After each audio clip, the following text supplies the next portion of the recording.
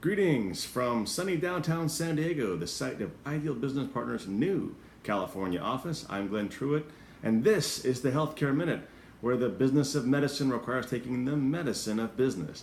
Unless you've been sleeping under a rock, you know that as of July 1st, Nevada kept its reputation as Sin City by adding recreational marijuana on its list of things to do while you're in town. The bad news for you is that as of July 1st, your employee handbook is suddenly out of date.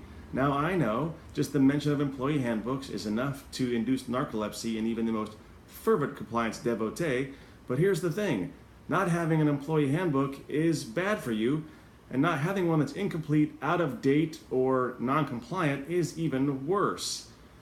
The thing about Nevada's new marijuana law is it does not prohibit a, quote, public or private employer from maintaining, enacting, and enforcing a workplace policy prohibiting or restricting actions or conduct otherwise permitted under the Act.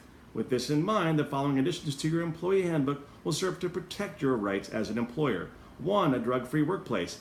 At a minimum, this policy may include a statement indicating that the organization will not tolerate drug or alcohol abuse in the workplace, define what constitutes an infraction, and explain the potential consequences.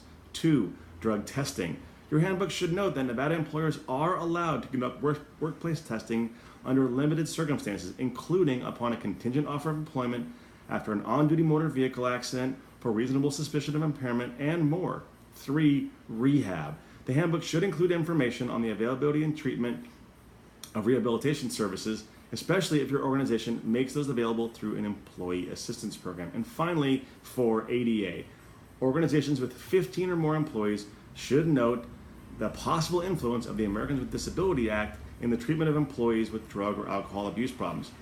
Failure to update your drug policy or even to have a drug policy may make drug testing and related terminations difficult, impossible, or even subject to adverse legal action.